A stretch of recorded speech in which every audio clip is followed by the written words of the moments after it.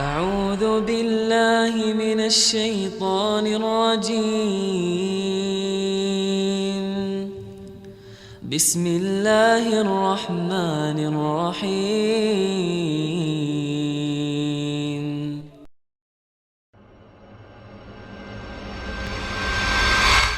Saya sudah bilang tadi, baik begitu ditiupkan sangkakala, maka matilah semua makhluk. Itu yang terjadi.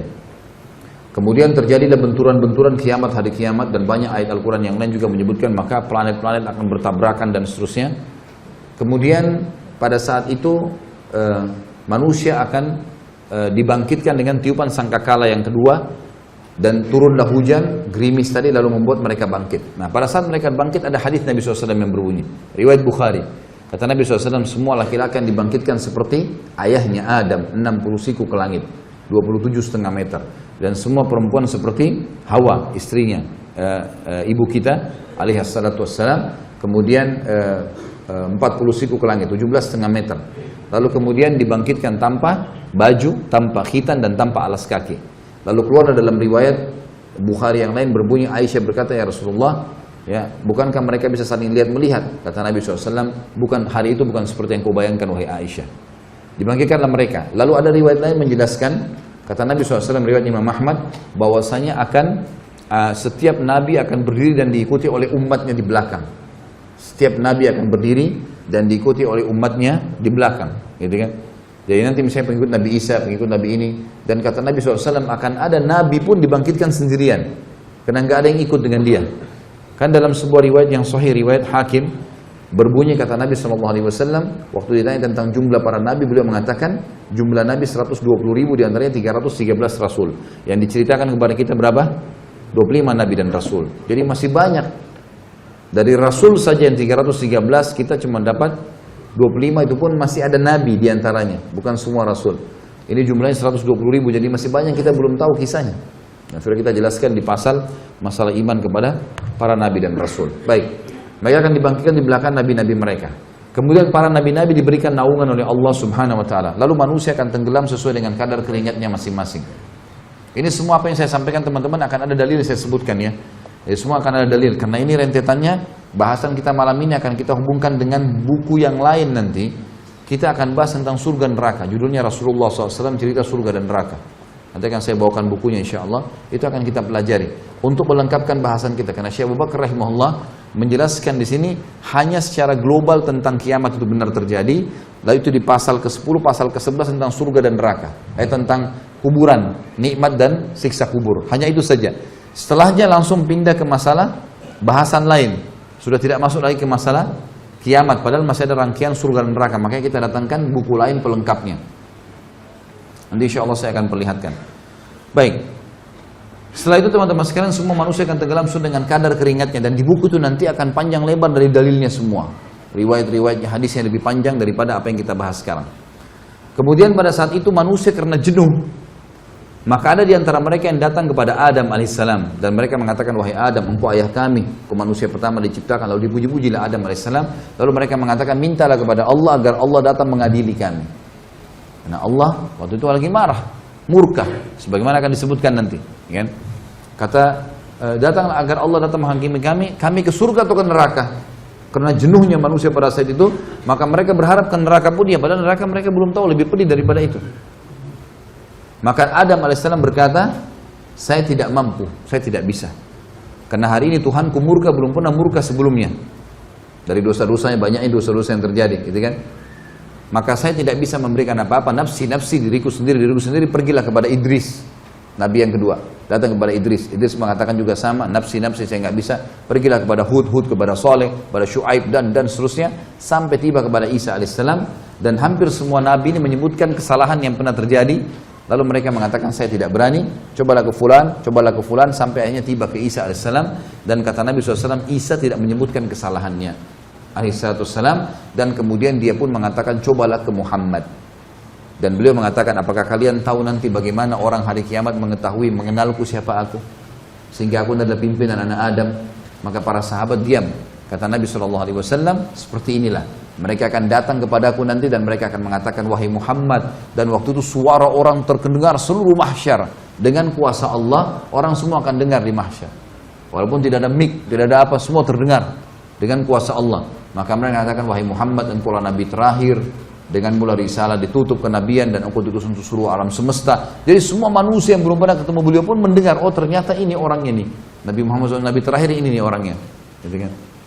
Maka mereka muji-muji lalu mereka mengatakan, hai Muhammad, mintalah kepada Allah ya, agar datang menghakimi kami. Kata Nabi SAW, ana lahu, saya pemiliknya, saya pemiliknya. Lalu saya pun menuju ke singgasananya Allah, ke arsy-Nya Allah, kemudian saya sujud ya. Dan Allah yang maha tinggi dan maha pemurah Azza wa Jal membukakan kepadaku puji-pujian hamd ya, yang tidak pernah dibukakan untuk orang sebelumnya, sebelum aku. Lalu aku pun sujud, Allahu a'lam berapa lama, kata Nabi SAW. Beliau sendiri tidak tahu. Beliau cuma mengatakan aku sujud sampai terdengar Allah Azza wa Jal berkata, ya Muhammad irfa' ra'sak washfa' tushfa'. Hai Muhammad, angkat kepalamu, berikanlah syafaat, kau akan diterima syafaatmu. Maka Nabi SAW di situ mengeluarkan dua syafaat. Syafaat ammah, syafaat khassa. Syafaat ammah ini syafaat umum, agar Allah datang. Syafaat artinya pertolongan ya, pertolongan umum untuk semua manusia, makhluk, agar Allah datang mengadili. Syafaat yang khusus diberikan untuk orang beriman. Dan pada hari kiamat teman-teman, semua dibangkitkan, dari manusia, dari jin, dari hewan-hewan, dari tumbuh-tumbuhan, dari batu, apa semua dikeluarkan sama Allah kembali. Dari mana dalilnya? Hadis tentang masalah sholat, yang kata Nabi SAW, kalau seorang di antara kalian sholat di sebuah tempat, maka akan jadi saksi hari kiamat. Ini ulama mengatakan bukti bahwasanya akan keluar, dibangkitkan, dikeluarkan oleh Allah SWT. Kemudian ada hadis Nabi SAW juga yang berbunyi, disebutkan juga oleh Ibnu Katsir dalam tafsirnya tentang masalah ini. Nanti Allah SWT akan membangkitkan hewan-hewan, dan Allah akan menghakimi dua domba yang saling tanduk. Kenapa yang satu menanduk yang lainnya? Dengan kemahaadilannya gitu kan. Tapi tentu teman-teman tidak usah ditanya hewan-hewan nanti kemana, Allahu a'lam, nggak ada dalilnya. Yang penting antum selamat, nggak usah tanya macam-macam gitu kan. Itu intinya. Tapi memang ada hadis menjelaskan ada unta yang menanduk, ditanya oleh Allah kenapa dia menanduk gitu kan. Saking keadilan Allah SWT menyebar di mana-mana. Baik. Kemudian pada saat itu Allah SWT menghakimilah manusia. Didatangkanlah timbangan, dan timbangan ini memiliki lisan. Di dalam hadis dikatakan memiliki lisan yang akan memuji orang beriman dan akan menghardik orang-orang yang kafir, gitu kan. Ditimbanglah amal, dan timbangan tersebut datang dengan neraca keadilan. Neraca keadilan tidak akan pernah bisa menimbang, tidak akan menimbang kecuali amal. Sampai-sampai kata Nabi SAW akan datang seseorang yang badannya besar. Bayangkan kalau tinggi kita pada saat itu 60 siku ke langit. 27,5 meter. Dan Adam alaihissalam itu tingginya 27,5 meter, lebarnya itu 7 meter kurang lebih. Itu luar biasa. Semua manusia akan begitu, laki-laki. Ada seseorang kata Nabi SAW badannya besar, loncat ke timbangan amalnya untuk memberatkan, dan tidak bertambah sedikit pun. Dan tambah cuma amal solehnya. Nggak ada gunanya dia loncat itu pun tidak akan bermanfaat. Ditimbanglah amal tersebut. Orang-orang yang memang lolos adalah orang-orang yang disendirikan oleh Allah Subhanahu wa taala. Kemudian orang-orang yang masuk neraka juga dimasukkan neraka, tinggal ditimbang adalah orang-orang yang beriman yang punya dosa. Baik, sementara tunggu di mahsyar tadi ada yang saya lupa, ada 7 golongan yang dinaungi oleh Allah pada saat itu, tidak kena panasnya matahari. Yang pertama imam yang adil, ya, pemimpin yang adil. Ini selalu berbuat baik. Banyak ulama mengatakan di antaranya contoh Umar bin Khattab, ya, Abu Bakar, Utsman, Ali dan seterusnya yang datang setelah mereka memiliki keadilan. Sampai hari kiamat berlaku tentunya siapapun orang muslim yang memiliki keadilan dalam pemimpin. Yang kedua adalah seseorang yang hatinya terikat dengan masjid. Kata sebagian ulama hadis yang dimaksud adalah antara azan dan azan. Dia sibuk dengan itu. Azan ke masjid, pokoknya terikat diri dengan masjid. Rajulun mu'allaqun qalbu bil masajid namanya. Kemudian yang ketiga adalah dua orang yang saling mencintai karena Allah, berkumpul karenanya, berpisah karenanya. Dan ini disunnahkan teman-teman sekalian, kita saling mencintai karena Allah. Antum cari siapa di antara sesama jenis, laki-laki dan laki-laki, perempuan dan perempuan, dia menyukai saudara muslim karena ibadahnya, karena luar biasa ibadah sholat malamnya, majelis ilmunya, segala macam. Dia datang dan sunnah mengatakan saya mencintai kamu karena Allah. Lalu dijadikan sebagai sahabatnya yang selalu dia komunikasi setiap hari, jadi kan partner dimanapun dia pergi. Ini sunnah Nabi SAW. Makanya waktu beliau datang ke Madinah, beliau membangun asas negara ada 3. Ya. Pertama bangun masjid Kuba dan Masjid Nabawi sebagai basis, maka setiap orang yang mau membangun sebuah komunitas muslim harus ada masjidnya dulu. Kemudian yang kedua, mempersaudarakan muhajirin dan ansar, ini yang kita bahas. Yang ketiga adalah menulis kesepakatan dengan orang-orang kafir di Madinah agar membela bersama-sama Madinah. Ini asas negara kata para ulama yang mesti ada bagi setiap muslim. Baik. Pada saat itu orang yang bersaudara karena Allah, berkumpul karenanya, berpisah karenanya akan mendapatkan juga naungan Allah Subhanahu wa taala. Ini yang keberapa? Yang ketiga. Dua dari mana? Yang keempat, seorang laki-laki masuk dalamnya kata para ulama perempuan. Ini. Seorang laki-laki yang dipanggil oleh seorang wanita yang cantik, memiliki kecantikan dan kedudukan. Bisa kekayaan, bisa jabatan, bisa ke jalur nasab, jalur keturunan yang mulia. Sempurna, sudah cantik, sudah pintar, sudah kaya, segala macam, menggoda sekali sebenarnya, mengajak dia berzina, lalu dia mengatakan saya takut karena Allah. Ya. Kemudian yang kelima adalah seseorang yang mengingat mengingat Allah sendirian, lalu dia menangis. Ya. Ini juga fadilah orang yang menangis karena Allah Subhanahu Wa Taala. Ya. Makanya dalam hadis lain dikatakan tidak akan tersentuh api neraka dua mata yang menangis karena Allah. Jadi dia lagi sholat malam, dia ingat dosanya, dia bertobat sama Allah, dia ingin masuk surga, minta surga, dia ingin minta diberkahi, minta diselamatkan dan seterusnya. Ini adalah orang-orang yang jelas masuk di sini. Ya. Kemudian yang keenam adalah orang yang berinfak dengan infak atau sedekah yang dia keluarkan dengan tangan kanannya sampai tangan kirinya tidak tahu. Tentu kata ulama hadis ini dimaksud ya, kinayah dalam arti kata tangan kanan, tangan kiri. Kalau kita keluarin ini saya kasih marwan air, tetap aja tangan kiri ada di sebelah saya. Tapi ini gambaran, artinya kalau tangan kirinya tidak tahu, maksudnya adalah orang lain. Kalau tangan kiri tidak tahu, apalagi orang lain. Saking dirahasiakannya dia. Sedekah itu dirahasiakan. Itu akan masuk sebagai orang yang dinaungi nanti. Jadi dia suka bersedekah. Ini fadilah orang yang bersedekah, tapi dirahasiakan. Jangan baru sedekah 1.000 rupiah sudah satu kampung tahu. Nah, harusnya memang dirahasiakan, gitu kan. Ini sudah sumbang AC. Oh, si fulan sudah sumbang sekian. Tidak perlu sebut. Urusan antum dengan Allah Subhanahu Wa Taala sudah selesai. Ya, amal baik sudah dicatat oleh malaikat. Tentu ada sekretarisnya Allah Subhanahu Wa Taala. Maka anda kutip di sini ya. Ini artinya Allah Subhanahu Wa Taala menyatakan untuk kita penulis, sekretaris kita ini menulis semuanya amal-amal saleh kita. Yang terakhir yang ketujuh siapa yang tahu? Hah? Ada yang ingat nggak? Hah? Pemuda yang tumbuh di jalan ketaatan kepada Allah. Ini sengaja saya terakhirkan teman-teman untuk antum paham. Jadi ternyata anak muda itu kalau dia dalam keadaan ketaatan kepada Allah punya fadilah. Kalau antum pernah melalui masa-masa ada dosa teman-teman sekalian, jangan wariskan ke anak-anak. Biarkan dia tumbuh dalam ketaatan. Kalau kita baru bisa baca Quran di umur 20 tahun, 25 tahun, 30 tahun teman-teman, anak kita harus hafal Quran di 6 tahun. Target harus berubah. Ini punya fadilah sendiri. Jadi anak muda yang tumbuh dalam ketaatan Allah. Sampai kata Nabi SAW dalam hadis lain, Inna Allah yu'jubu min syabin laysa lahu sabwah. Allah kagum dengan anak muda yang tidak ikuti hawa nafsunya. Allah Azza wa Jalla pencipta kagum dengan orang ini. Dan anak muda, kata ulama, masuk dalam hitungan syariat 40 tahun ke bawah. Ada sebagian menyebutkan 50 tahun ke bawah, itu masuk semuanya dianggap anak muda. Masih muda, di kalangan muda gitu. Makanya para nabi-nabi dinobatkan menjadi nabi umur berapa? 40 tahun gitu kan. Puncak-puncaknya Nabi SAW mendapatkan kemenangan di umur 50 sampai 60 tahun. Karena fase kemenangan di mana? Di Madinah, 10 tahun terakhir. Nabi SAW meninggal umur 63 tahun kan. Jadi kalau kita mundur 10 tahun berarti umur 53 tahun tuh fase keemasan. Sampai 63 tahun beliau meninggal dunia. Kalau dalam ilmu tarbiyah disebutkan bahwasanya kejiwaan maksudnya, ya, tapi di dalam agama, pandangan agama ya, itu dibagi fase-fase semangatnya orang per 20 tahun. 20 tahun pertama itu puncaknya fase keemasan. Di situ orang mau punya prestasi. Umur 20 tahun kedua berarti 40 tahun. Itu fase di mana orang mengejar sebuah prestasi. Apa ini? Saya harus jadi apa? Yang ketiga fase 60 tahun. 20 tahun yang ketiga. Ini puncak-puncaknya juga orang mengejar. Biasanya umur-umur 60 tahun itu kalau orang biasa di akademik, dia berusaha mengejar prestasi tertentu.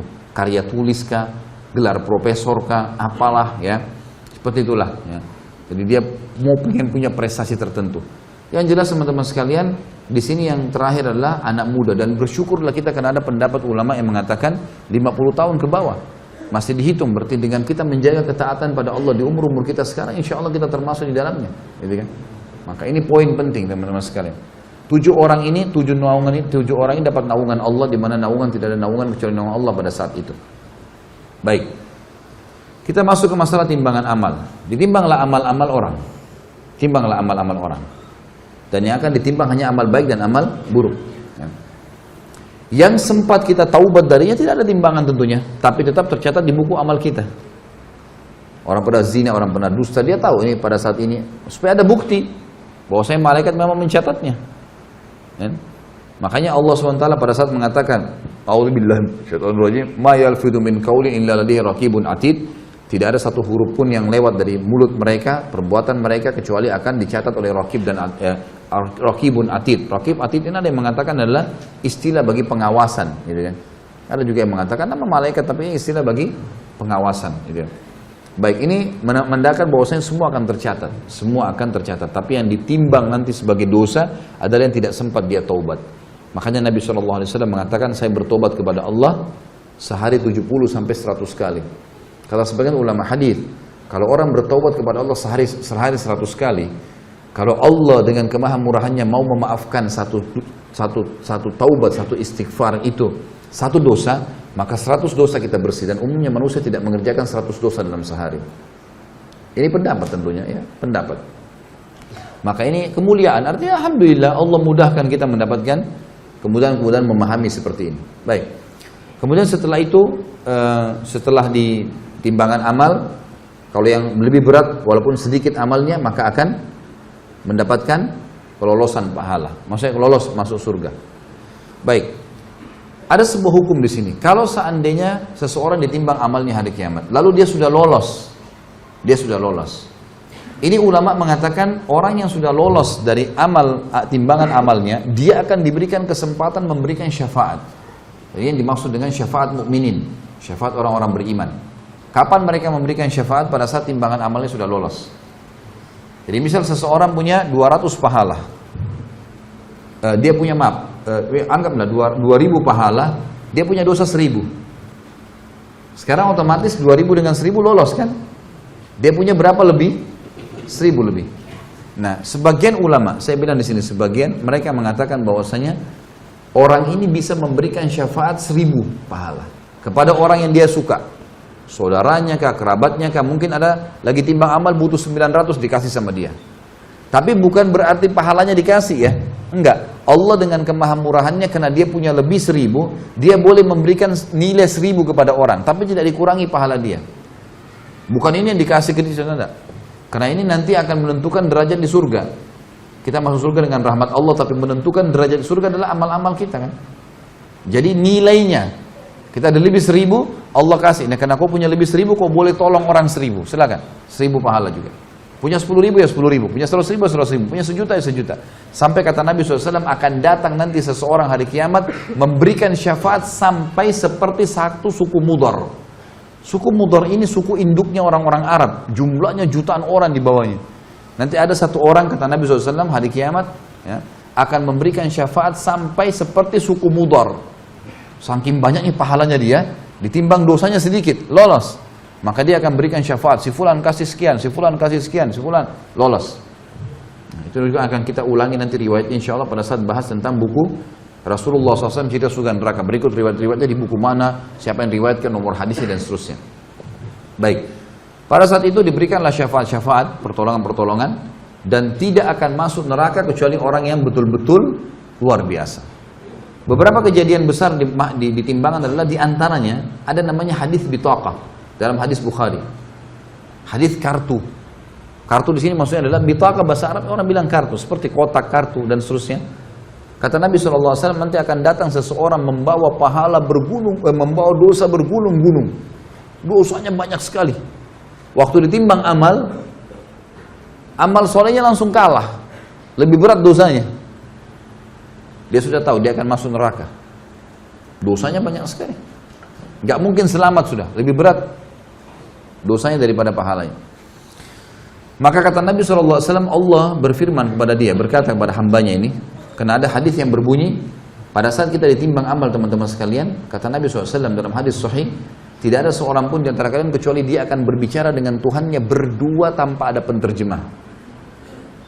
Allah akan bilang, kamu begini, kamu begini, kamu begini, dengan seluruh bahasa. Allah yang ciptakan semua bahasa. Maka akan diajak ngomong berdua oleh Allah SWT. Kamu begini, kamu begini. Nanti akan datang orang dosanya banyak sekali. Dan ini disoroti karena memang hadisnya mulia, memberikan berita gembira bagi orang yang beriman gitu kan. Maka kata Allah SWT, apakah ada amal kamu yang bisa mengalahkan dosamu sebanyak ini? Kata dia, ya Allah, amal apa lagi? Setelah ini semua nggak ada lagi amal. Ini amal sudah ditimbang. Ini. Kata Allah SWT, coba ingat-ingat. Dia bilang tidak ada ya Allah, sudah nggak ada. Lalu dikeluarkanlah bitaqah itu, kotak atau kartu tadi, tertulis la ilaha illallah. Tidak ada Tuhan yang berhak disembah kecuali Allah, yang dia ikhlas menjaga. Sebagian ulama mengatakan orang ini tidak buat syirik. Tetap dia ahli tauhid, mempertahankan keesaan Allah, tapi dia punya dosa-dosa lain. Mungkin dia berzina, mungkin dia dusta, mungkin. Tapi ini tauhidnya nggak tercoreng. Karena kalau syirik tidak masuk dalam hadis ini. Terbukti dalam surah An-Nisa Allah mengatakan, A'udzubillahi minasyaitonir innallaha la yaghfiru an yushraka bih wa yaghfiru ma duna dzalika liman yasha. Allah tidak akan mengampuni orang yang berbuat syirik, tapi Allah mengampuni dosa selain daripada syirik. Nah, berarti ini tidak masuk di sini syirik. Berarti dia, kata ulama hadis, dia adalah muwahhid. Orang ini memang mengesahkan Allah. Tidak pernah ke dukun, tidak pernah minta-minta ke kuburan, tidak pernah segala macam. Ini syirik nggak ada. Dia betul-betul murni dosa, tapi dosa yang dia akui sebagai kesalahan. Maka didatangkanlah bitaqah tersebut, lalu ditimbang di timbangan pahalanya, tiba-tiba menjadi lebih berat daripada dosanya, dan semua dosanya akan terlempar. Maka lolos dia masuk ke dalam surga. Maka dalam sebuah hadis Bukhari Muslim juga pernah Nabi SAW lagi duduk di dalam sebuah kebun, kemudian datang sahabat Nabi Abu Musa al-Asy'ari lalu mengatakan, ya Rasulullah, gitu kan, saya datang untuk menjaga anda. Kata Nabi SAW, telah sampai kepada saya berita, Allah mengatakan, ya, siapapun yang di dalam hatinya sebesar biji sawi, siapa yang mengucapkan la ilaha illallah tulus dari hatinya, dia pasti masuk surga. Maknanya adalah, kalau dia masih punya dosa pun, kemudian dia masuk neraka dulu, tetap akan masuk surga. Nanti kita bahas masalah syafaat. Kalau kita bahas surga dan neraka, nanti akan ada orang-orang yang sudah belang-belang di neraka, sudah bolong, sudah hangus, keluar asap, dikeluarkan oleh orang-orang mukmin dan Nabi SAW dari neraka. Kemudian mereka akan dicemplungkan di sungai-sungai yang berada di pintu gerbang surga, lalu mereka tumbuh seperti tumbuhnya tanaman yang masih baru tumbuh, masih lemah sekali. Dan para ahli surga menyemproti mereka dengan, menyirami mereka dengan air-air itu. Nanti akan kita bahas insyaallah masalah surga dan neraka, masalah itu akan keluar mereka. Maka kata Abu Musa al-Asy'ari, Rasulullah, apakah boleh saya sebarin ke orang-orang ini? Kata Nabi SAW, kalau kau sebarin berarti mereka akan bergantung dengan itu. Jadi maknanya di sini memang mentauhidkan Allah penting kan, la ilaha illallah itu kalimat tauhid kan, pengesaan. Tidak ada sekutu bagi Allah, tidak ada Tuhan yang berhak disembah kecuali Allah. Tidak ada sekutu baginya masalah itu. Baik. Setelah itu teman-teman sekalian, setelah semua ditimbang amalnya, orang-orang beriman yang sudah lolos tadi tanpa hisab, orang beriman juga yang sudah lolos dari timbangan ini akan kumpul di Haud. Haud ini adalah kuala Nabi SAW di mahsyar. Kuala Nabi SAW di mahsyar. Kata Nabi SAW, ana faratukum, saya akan dahului kalian ilal Haud, ke Haud. Lalu beliau pun mengatakan, saya akan tunggu dan saya akan melihat satu persatu orang yang lolos di Haud. Mereka akan minum, dan siapapun yang minum dari haud tidak akan pernah haus selamanya. Yang tidak minum di situ hanya orang kafir, musyrik, orang munafik, dan orang-orang yang dasarnya mukmin tapi banyak dosanya, masuk neraka dulu karena dosanya lebih berat daripada amal solehnya. Maka ini akan pergi. Tentu ada juga orang-orang yang buruk nanti di timbangan amal ya. Orang yang banyak pahalanya, ada sholatnya, ada puasanya, ada zakatnya, ada ini, tapi dia buruk hubungan dengan manusia. Pernah caci maki orang ini, pernah menghina orang ini, pernah mengambil haknya orang ini, tidak pernah minta maaf. Maka orang-orang ini nanti akan datang, kata Nabi SAW, orang yang bangkrut. Apa kalian tahu siapa orang yang bangkrut? Kata para sahabat, ya Rasulullah, yang dirham dinarnya habis. Kata Nabi SAW tidak. Bangkrut adalah orang yang datang hari kiamat membawa pahala sholat, zakat, puasa, haji, tapi sisi lain pernah caci maki orang ini, pernah pukul orang itu, pernah mengambil haknya orang ini, dan mereka meminta kepada Allah di hari kiamat di timbangan. Ya Allah, orang ini begini, diambilin. Ya Allah, orang ini begini, didatangin semua. Ini dengan keadilan, nggak ada yang bisa tersembunyi, nggak ada sogok-sogokan. Semua kena pada saat itu. Kalau habis pahalanya karena orang nuntut, masih ada yang nuntut, diambil dosa-dosa orang yang menuntut diberikan kepada dia. Maka itu adalah orang yang bangkrut sebenarnya. Karena habis semua pahalanya, kemudian juga dosa-dosa orang lain dipikul sama dia. A'udzu billahi minasy syaithanir rajim. Bismillahirrahmanirrahim.